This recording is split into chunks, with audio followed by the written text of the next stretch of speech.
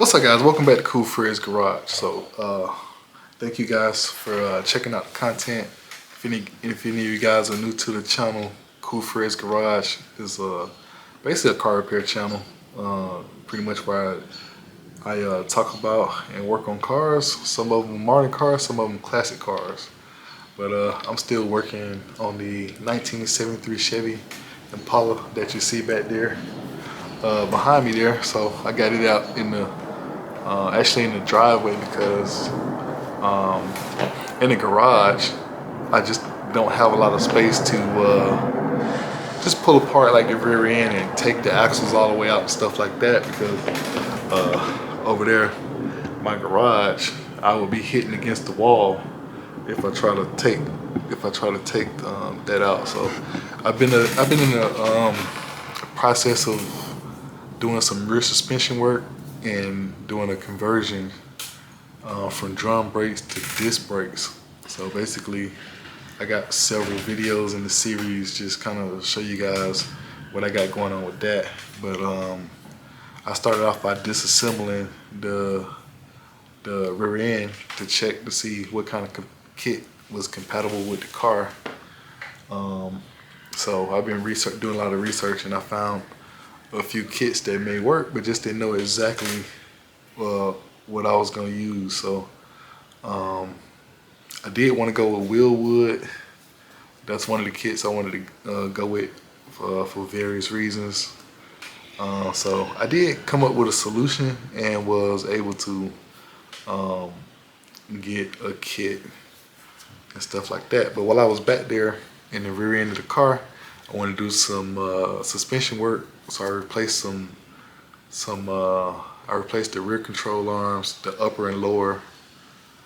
I got some spoon upper adjustable control arms, some spoon lower control arms. I replaced the control arm bushings. Those are from Spoon on the upper ears of the rear end housing. So I got those in there, and I got it all painted up and stuff like that. So I'm just gonna show you guys, what I got going on with it.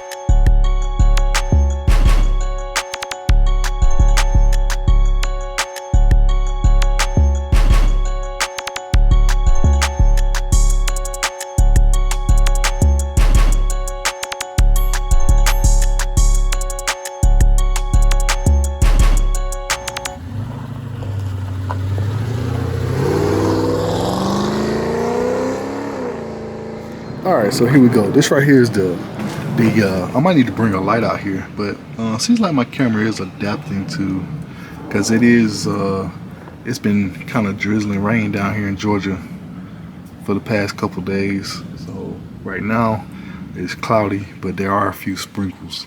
So pretty much what I wanted to do today is to try to get the shocks in here, because pretty much I got the control arms on. I got the springs in, and you can see a little bit those upper ones. So those adjustable ones from Spoon Performance. They're a store on eBay. My first time trying these control arms, but I have used their hardware like bolts and nuts and things like that from them before. But these control arms, they fit pretty good. They got the polyurethane bushings. I did show some content where I unboxed them and showed a few things on the control arm. So and also got upper control arm bushings in here too from Spoon. So so I got everything painted up. Everything up under here is looking good. So I'm pretty much ready to put them shocks in. Alright, so as you guys can see, it's a little windy out here. But basically, I'm gonna take this plastic off. I just had that on here just to kind of protect the paint while I was up under here, spray painting and stuff like that. You can see I also put some plastic wrap around the exhaust and the tailpipe while I was spray painting everything, so I wouldn't get no overspray everywhere. So I think I got everything painted up. I got the control arms in, and then got let me see. So these control arms are greasable too. got grease fittings where you can grease them up and everything. You see it's all new bolts and hardware right there. You can see the bolts and hardware on that upper one over there. So I'm probably gonna bring the light out here so we can see it a little bit more in detail. And I'm gonna go ahead and get this plastic off the fender so we can see in there a little bit more too. All right, so I got some light out here so we can kind of see a little bit of progress here and how things look back here. So wind is blowing out here. I'm not sure if it's gonna rain anymore or not, but that's pretty much what we got. So that's pretty much where the lower control arm mounts over there, and then the other end attaches here. So you can see that. You can see those bushings in there. Got the springs back in here. So these are just some stock style springs. They are new. I replaced them. And they're not brand new, but I replaced them maybe about 5 or 6 years ago. But pretty much all the suspension back here is new. So new or rebuilt or whatever you want to call it. So it's got the original rear end housing, but it's got limited slip differential with 373 gears. Got upgraded 30 spline axles, so that's an upgrade over the 28 spline. So so there we go. So that's this side, and I'll show the other side real quick. All right, so this is how it looks from over here.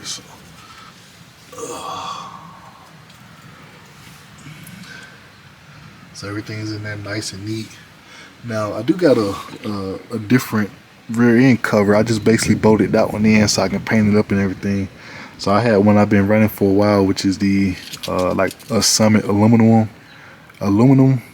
cover, and it's also got the bearing cap braces on there, just to kind of help improve the you know, just to put a little bit of pressure on the caps, I guess, to keep them from cracking or whatever. So that's like a upgraded cover, but everything looks good.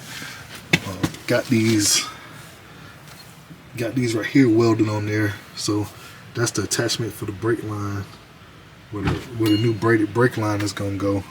All right, so I'm gonna talk a little bit about these shocks. So I've had this box sitting on here for a couple weeks, probably 2.5 weeks from Summit. So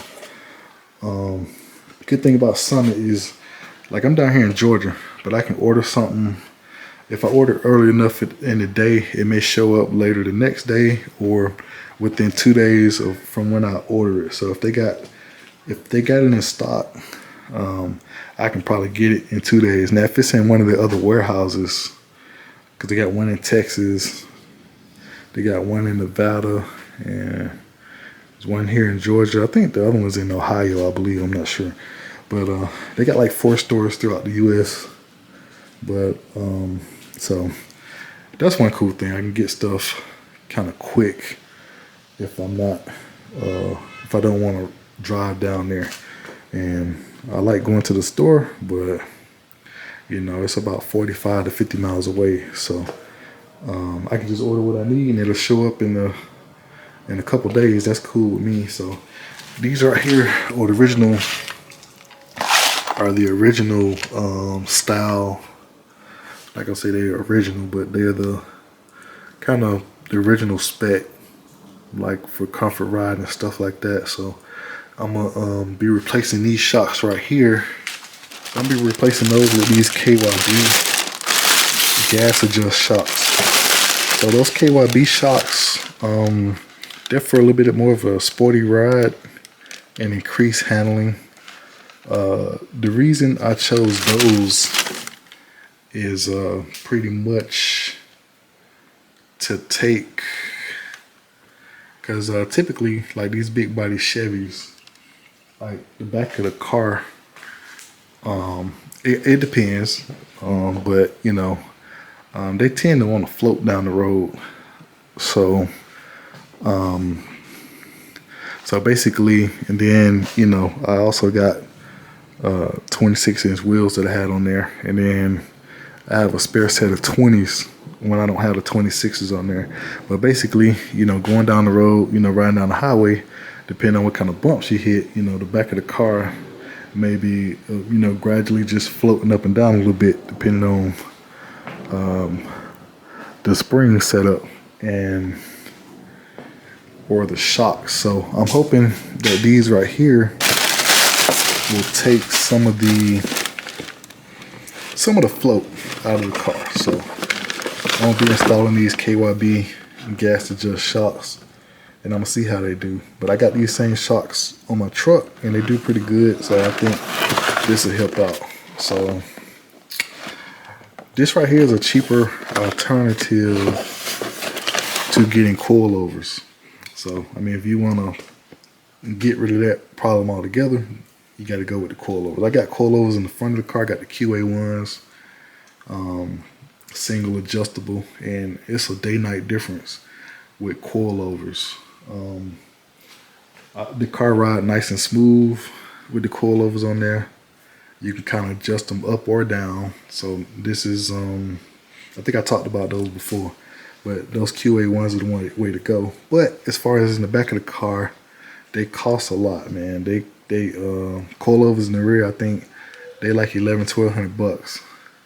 In some cases $1,400-$1,500, because you got to relocate some stuff around. So basically it replaces the springs and all that stuff. So you got to have brackets and all that stuff to come with the kit. So the way they engineer the kit, that comes with all those brackets and stuff to re-brace stuff.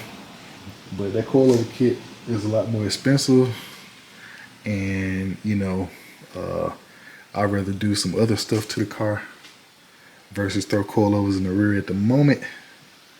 So I'm gonna go this route right here. So, but basically all the rest of the suspension, you know, I got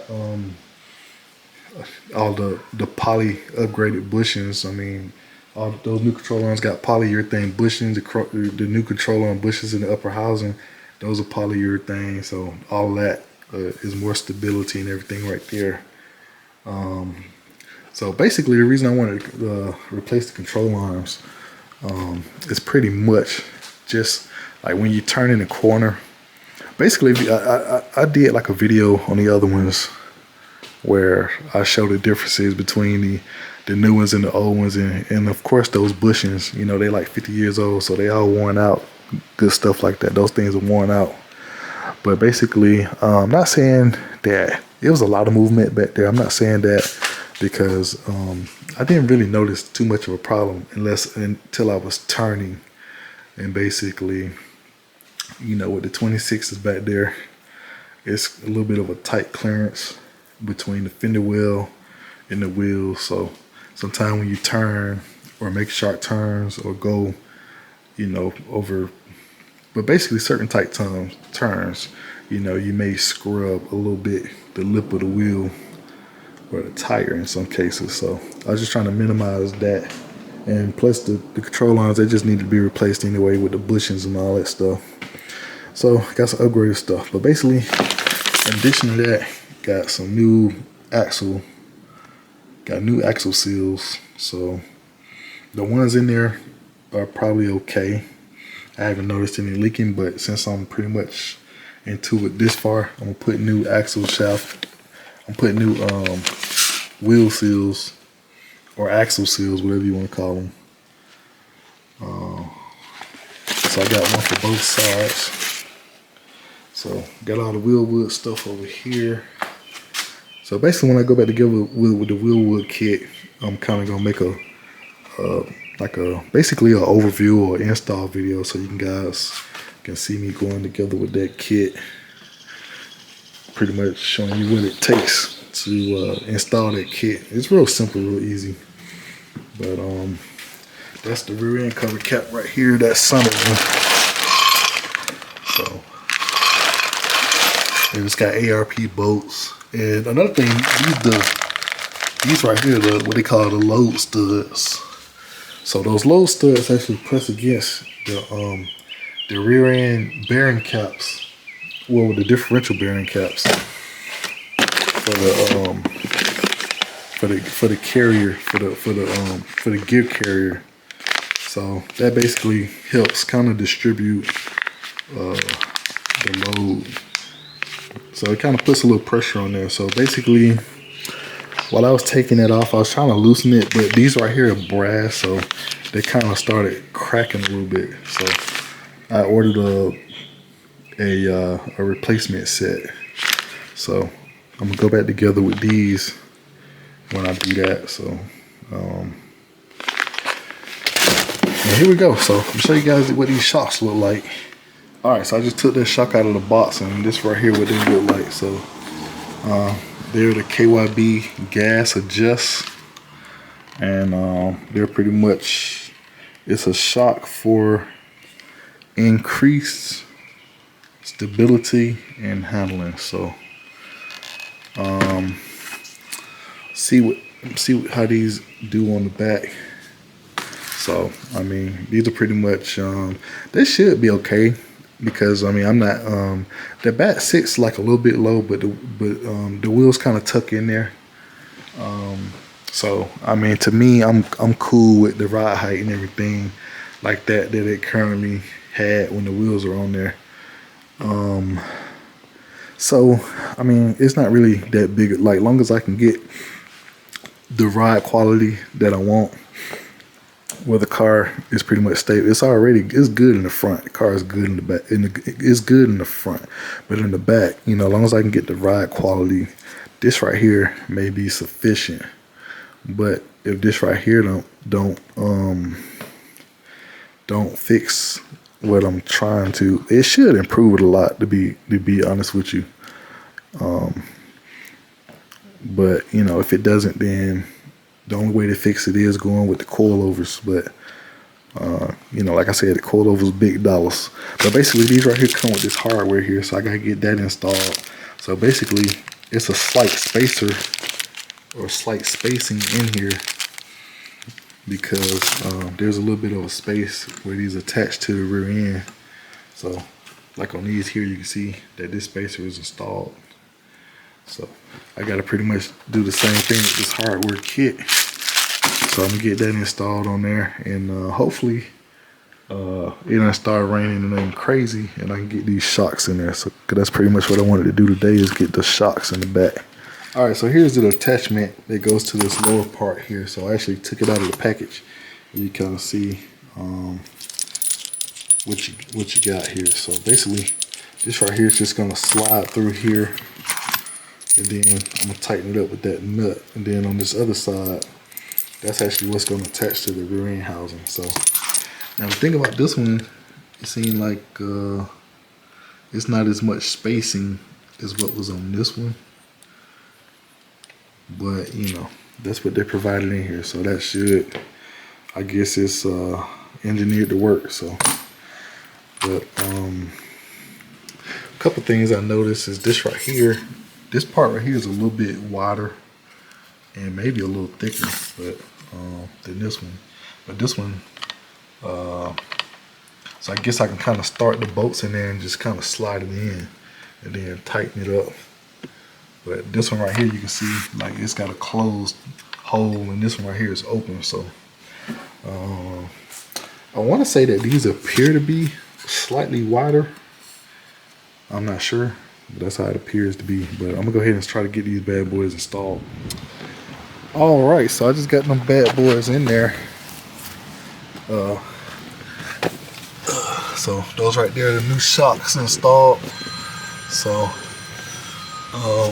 they pretty much went in with pretty much no problem.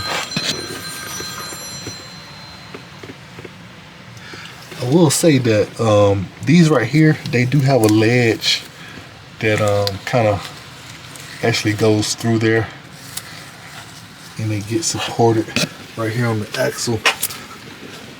So it's got like almost like a press fitted deal. So it fits in there nice and snug. And then up there's some nuts on top of the frame area. Those are a little bit of a, if you're not used to getting to them, they can be kind of a little bit of a booger, but they're not too bad.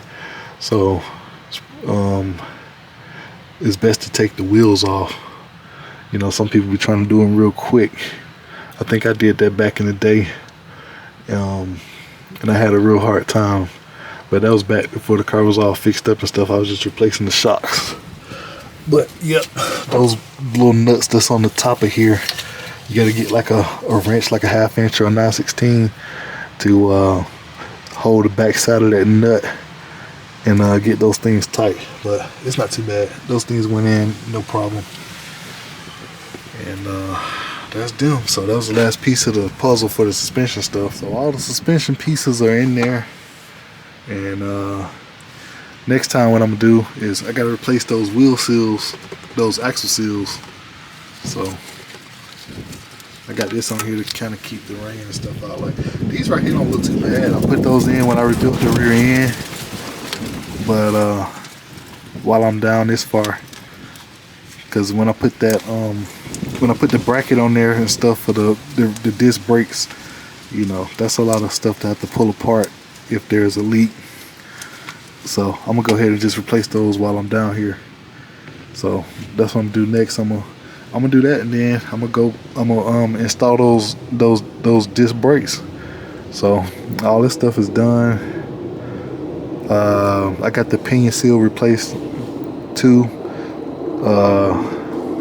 So all the rear suspension back here is good. So I'm good to move on with the rear disc brake conversion kit. All right, thank you guys for checking out Cool Fred's Garage.